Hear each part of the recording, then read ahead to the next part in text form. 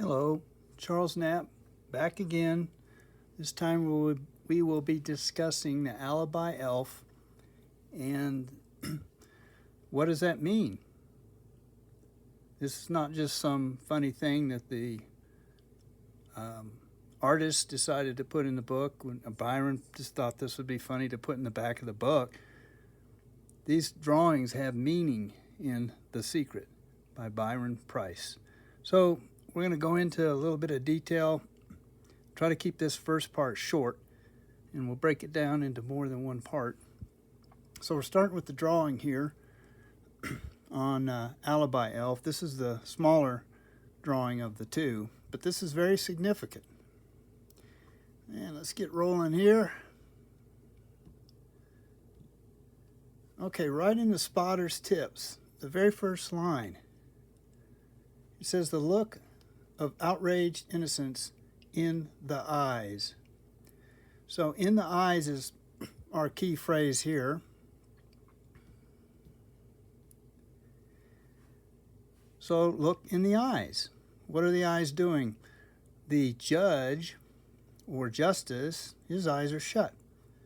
There's a reason for that.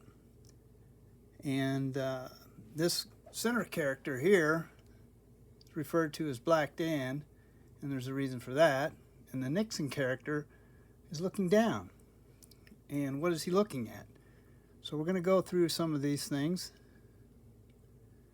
First of all, we know that this is San Francisco puzzle because of the preceding page and art and words, but it's reinforced here because there's a giant.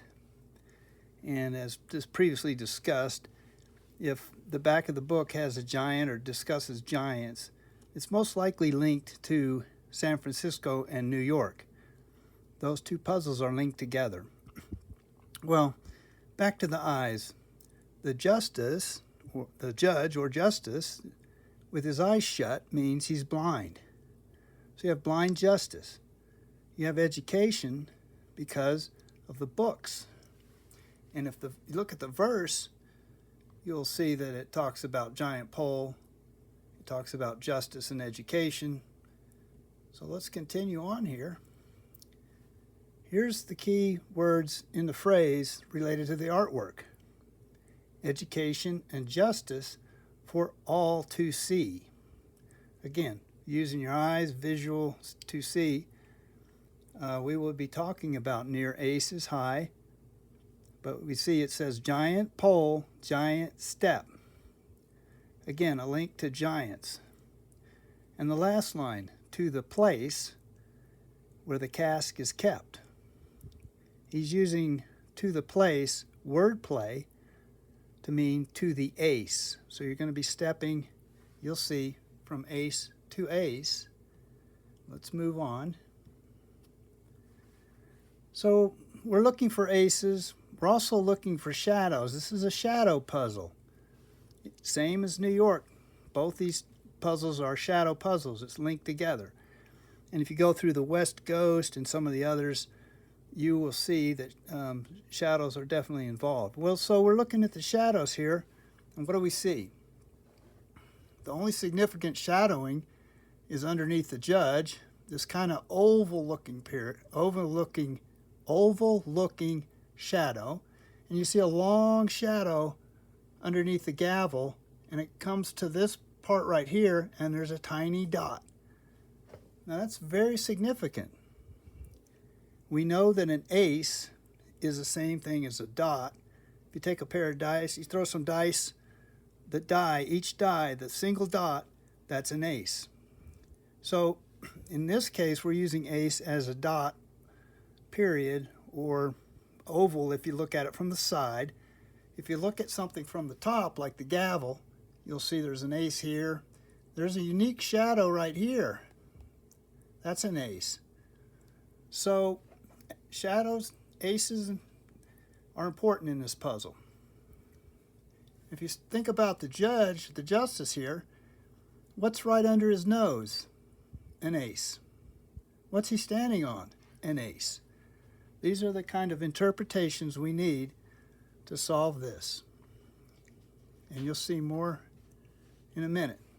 Okay, the Black Dan, you can see that was a nickname given to Daniel Webster back in the 1800s, actually when he was a young boy, that he got that nickname. It's because dark complexion. Now, Daniel Webster was a very good orator, and he was a very good lawyer. So he was able to get people off the hook, or he was able to get things done legally. And lawyers essentially have, many cases, have been considered as tricksters or liars, or they twist the facts. So that's why Daniel Webster is in this puzzle, or this art, one reason. And you can kind of see on here, if you look closely on the Black Dan, Daniel Webster, he's got pointy ears. And that's just not there just to be a funny thing, or he's a cousin of Spock from Star Trek. No, the pointy ears are there to allude to the devil.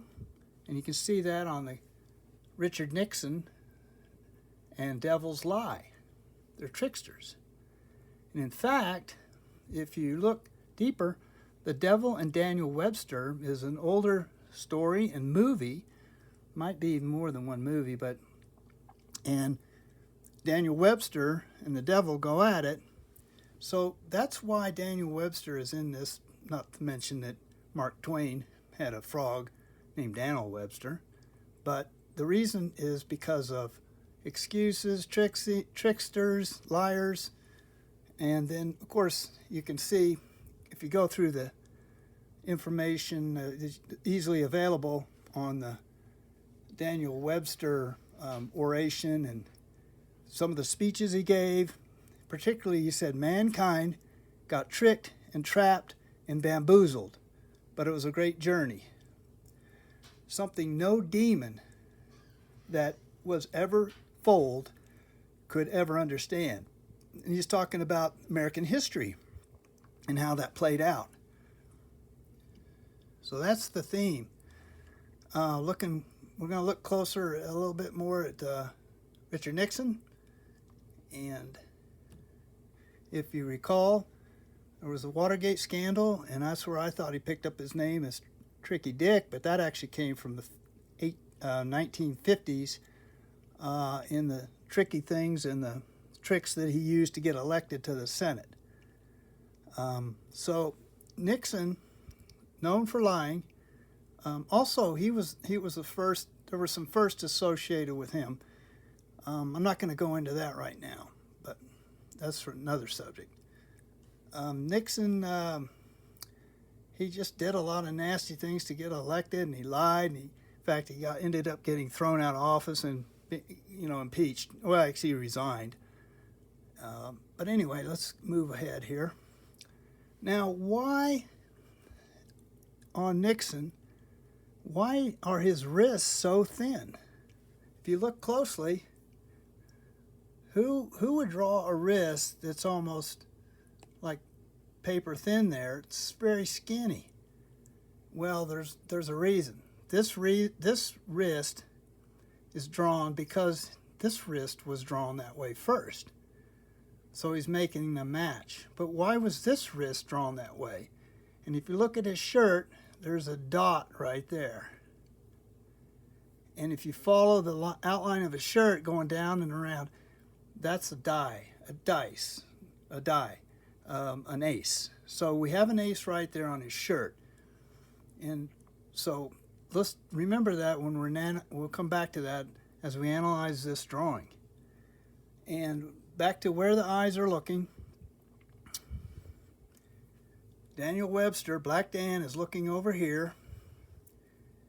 Richard Nixon is looking all the way, follow it down right to that point right there. And that's a tiny dot. And that's not just an accident. It's just not something cute they did. It's at the end of that shadow, that long shadow. So if we go from ace to ace and think giant, we're looking at a giant step. And by the way, he's holding up a pair of eyeglasses. Maybe they're reading glasses. So he's telling you, use glasses, look closely. That's what we're getting out of this. And sure enough, there's kind of graphical or some editing that I did to indicate from ace to ace. You notice there's 3 buttons here, and we've seen this before. 3 on this foot and a 5 on this foot. And if you look at the Job Goblin, and we'll get to that image, there's a 3 on one foot and a 5 on the other foot. And that ties the two art together, and we know that Job Goblin is San Francisco as well. And I'm not going to go into all that. There's a ton of information. Continuing on, so as we're talking, what we're looking is giant step 3 feet from ace to place, ace to ace. So that's what's important. And in this particular drawing, this briefcase is right here. And you'll see why at a later video, but that's significant because we're going from a corner along a shadow line to where the final place the cask is kept. So we're going to get direction by a shadow and by a distance. And from previous videos, if you've seen them, you know what that is. You know what that shadow is. It's the drinking fountain at Coit Tower at 6 o'clock in June. And that's where, if you look at the shadows, you'll see a difference between the so-called clock shadow and the pearl shadow. There's a reason for that. We're not going to cover everything. There's just too much information. But here's from Job Goblin, and you can see the 3 on this foot and the 5 on that foot, just like the other drawing. We also see a loophole. And a loophole is important. And there's such thing, the definitions are, we'll get to that in a second. But you can see how the art works together. San Francisco, this side's New York because it's the heart. I love New York motto, or from the 70s. But you see how these things connect together once you start looking and you're paying attention. Here's a loophole. It's also an ace, the bottom of the tail of the dragon. This is the last ace. You've come down, and there's actually a countdown if you've seen the other videos. And I didn't find the countdown, someone else did, but I included it in my videos. And it counts down 3, 2, 1, 1 being ace. You follow the tail around, it comes to this cross. That's the place, so to speak. Cross is indicating something buried. Looking and thinking about loopholes, you have a loop right here, loophole. This is the Fairmont clue. This is the script writing. If you're familiar with the Fairmont clue and the discussions. And that ties us directly to all of the script and loops and curls. That's why this plaque, this sign is in the art. And you can see the loops and curls right here on the JJP painting of the San Francisco puzzle. You can see the same sort of things. Why would you have a flower and just, oh, I just got to put a curl in there? Why would you have a loophole or loops in these things? These things are just not random, or they thought, oh, it's going to be pretty or aesthetic. They're in there for a reason. Look at the dragon drawn here. Who draws a dragon like that? Or, you know, who does that? What do you see? You see loops, loopholes, curves, and of course the linkage to Cathay and the Chinese moons. And, you know, you start adding these things together, they're coming together. Look at definition of loophole. And this is what something Byron does frequently. He'll take a definition and use it in more than one manner. A loophole, and of course you know the legal loophole definition, and that fits right in with our alibi elf. It's a loophole. Alibi elf, lawyers, they find loopholes. Historically, also a loophole is an arrow slit in a wall. Now, why is that important? Well, we have some narrow windows in certain places. In the New York puzzle, it may be important as well, but I'm not going to go into that New York puzzle. You see here, this is a Coit Tower inside. That's one window. They have several windows with loophole type windows. Okay, and here it talks about Robert Strauss. What happened to Robert Strauss, and who's he? Well, he's the Birdman of Alcatraz, and he's featured in the artwork of Alibi Elf on the previous artwork. Go through the history. You're going to find out how badly he was treated legally. He was tricked, and fits right in with the theme. Alibi Elf fits right in with the art, with the man in the stripes, with a bird in a cage, and bars on the window. Those are confirmation that that's San Francisco puzzle. But we're looking for loopholes. Like this. Talked about the job goblin. This is important on calculus because we find, what's that right there? Who would draw a wing with a dot? Is this a Japanese creature here with the flag? No. This is an ace. That's why that's drawn like that on this drawing. Notice also it's 5 to 3. You'll see the numbers 3 and 5 frequently in the San Francisco and New York puzzles. What is calculus?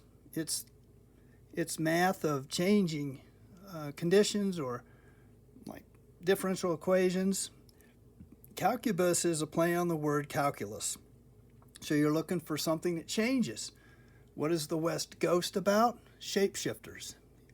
That includes things like smoke, water, oil. That's written throughout West Ghost. So you see how the wordplay and the different things that Byron uses in these puzzles. There's a closer of the ace. And what do you find on the West Ghost? He's got an ace up his sleeve, you might say.